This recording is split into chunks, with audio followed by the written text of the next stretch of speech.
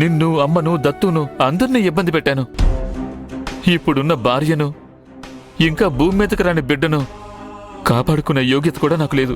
అన్నయ్య, ఏం మాట్లాడుతున్నావు నువ్వు? వదినకి ఏమైంది? ఏం కాలేదు. మీలాగే తనని కూడా కష్టపెడుతున్నాను అని చెప్తున్నాను. లేదు లేదు, నువ్వు అబద్ధం చెప్తున్నావు. వదినకేదో అయింది. రిపోర్ట్స్ వచ్చినప్పటి నుంచి నువ్వు అదోలా ఉంటున్నావు. చెప్పు, ఆ రిపోర్ట్స్ లో ఏముంది?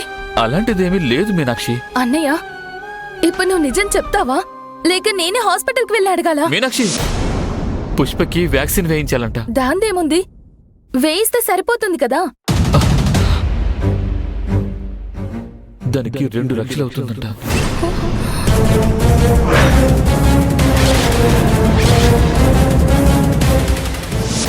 నువ్వు ఎవరినైనా లవ్ చేస్తున్నావా? ఎవర్రా అమ్మాయి? రమ్యను నువ్వు వద్దు అన్నది ఇందుకేనా? మాకు ముందే ఎందుకు చెప్పలేదు? ఎన్ని రోజులు ఎందుకు ఈ విషయం దాచా? ఇప్పుడైనా తనెవరో చెప్పు. చెప్పు విరాజ్, ఎందుకు సైలెంట్ గా ఉన్నావు?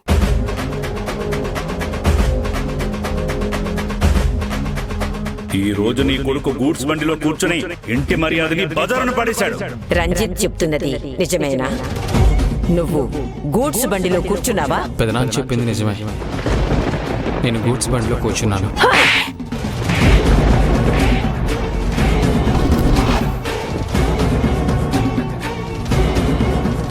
మిథిలా మేడం ఇంట్లోనే నేను వంట పనికి వెళ్ళేది. నువ్వు రోడ్డు మీద వెళ్తుంటే జనం నిన్ను విరాజ్గా చూడరు, అరు మసాలా వారసుడిగా చూస్తారు. విరాజ్ మీద నాకు కొండంత నమ్మకం ఉండేది. తలదించుకునే పని వాడెప్పటికీ చేయడనే నమ్మకం నాకు ఉండేది. ఆ నమ్మకాన్ని పాడు చేశాడు వీడు. విరాజ్, నీ మనసులో ఎవరున్నారు? ఎవరా అమ్మాయి? అమ్మాయా? అమ్మా, మిథిలా, మీరిద్దరూ కాస్త ప్రశాంతంగా ఉంటారా? నువ్వు ఏ అమ్మాయి గురించో మాట్లాడుతూ ఉంటే మాకు ఎగ్జైట్మెంట్ ఉండదా? ఆ అమ్మాయి గురించి అడిగారు, నేను చెప్పాను. దానికి ఇంత ఎగ్జైట్మెంట్ ఎందుకు? తన పేరు చెప్పు విరాజ్. ఎందుకంత ఊరిస్తున్నావు? పేరా? నాకేం తెలుసు? తెలీదా? మరి ఇందాకటి నుంచి మాట్లాడింది? నాకెలాంటి అమ్మాయి కావాలనే క్లారిటీ మీ ఇద్దరికి ఉండాలని చెప్పాను, అంతే. అంతేనా విరాజ్? మరేముంటుంది? ఒక అమ్మాయి గురించి చెప్తేనే ఇంత షాక్ అయ్యారు. ఇంకెవరినైనా లవ్ చేసి మీ ముందుకు తీసుకొస్తే ఇప్పుడే పెళ్లి కూడా చేసేలా ఉన్నారు. విరాజ్, అమ్మా, కావాలని మమ్మల్ని ఆట పట్టించాలని చూస్తున్నావా? సరే, నువ్వు చెప్పిన లాంటి అమ్మాయిని నీ కళ్ళ ముందుకు తెచ్చి నిలబెడితే అప్పుడు నువ్వేం చేస్తావు? తాళి కడతావా? అమ్మా అమ్మా, కాస్త శాంతించు. మీరేదో టైంపాస్కి అడుగుతున్నారని నేనేదో చెప్పేశాను. మీరు చూస్తే పెళ్లి గిల్లి అంటున్నారు. ఈ విషయంలో ఎవరైనా ఇలా అడుగుతారా? ఇప్పుడు మీరు ఈ విషయాన్ని సీరియస్గా తీసుకోకండి. పెళ్లి ఇప్పుడొద్దు. ముందు ముందు పెళ్లి చేసుకోవాలి అని అనిపిస్తే నేనే మీకు చెప్తాను. నువ్వు పెళ్లి అనగానే తలదించుకొని తాళి కట్టించుకోవడానికి అమ్మాయి పెళ్లి పీటల మీద రెడీగా ఎదురుచూస్తూ కూర్చుంటుందా? అదంతా ముందు ముందు చూసుకుందాం. మిథిలా, డాన్స్ చేసి చాలా టైర్డ్గా అనిపిస్తోంది.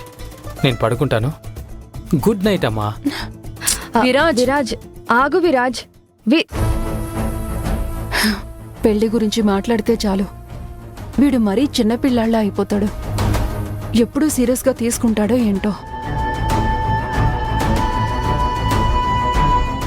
విరాజ్ సీరియస్ గా చెప్తున్నాడా, లేక చిన్నపిల్లాడి ఆటలో ఆడుతున్నాడా, లేక నా దగ్గరే అబద్ధాలు ఆడుతున్నాడా?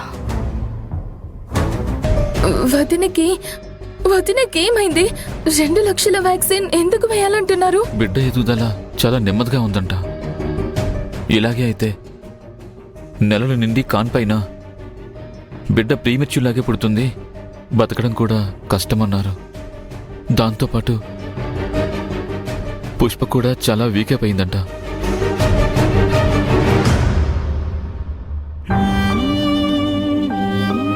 నా బిడ్డను నేను దక్కించుకోవాలి మీనాక్షి. నా పుష్ప బాగుండాలి. నేను ఏం చేయాలి చెప్పు? నేను ఏం చేయాలి? వదినకి వ్యాక్సిన్ వేయించాలి. అదెలా సాధ్యం? డబ్బు అడ్జస్ట్ చేయాలి. దారి కనిపించటం లేదు. వ్యాక్సిన్ వేయించకపోతే ఏమవుతుందో అని నాకు చాలా భయంగా కూడా ఉంది. కష్టపడైనా సరే ఏదో ఒకటి చేయాలనే పట్టుదల ఉంది, కానీ ఏం చేయాలో పాలుపోవడం లేదు. కష్టమే కాదనను, కానీ మనకి వేరే దారి లేదు. నేనెలాగోలా 1 లక్ష సర్దుబాటు చేస్తాను. నువ్వు కూడా 1 లక్ష అరేంజ్ చెయ్యి. ఏంటి, నువ్వా? వద్దు మీనాక్షి, ప్లీజ్ వద్దు. ఇప్పటికీ నీ మీద వేసిన అప్పుల బరువులు చాలు. సంపాదించే దారి తెలిస్తే నేనే ఏదో ఒకటి చేసుకుంటాను. పుష్ప నా భార్య, తనను నేనే చూసుకోవాలి. తను నీకు భార్య అయితే తను నాకు వదిన. నువ్వు నేను ఒకే రక్తం పంచుకొని పుట్టామన్నయ్య. కష్టాన్ని కూడా పంచుకోవాలి. మీనాక్షి, నీకు హెల్ప్ చేయాలని ఉంటే డబ్బు సంపాదించడానికి నాకేదైనా ఐడియా ఇవ్వు. అది వదిలేసి నువ్వు డబ్బులు ఇవ్వడం లాంటి వద్దు. సంపాదించే దారి వెతుకుదాం, కానీ నేను కూడా హెల్ప్ చేస్తాను. వదినకి బాలేనప్పుడు నేను చూస్తూ కూర్చోవాలా?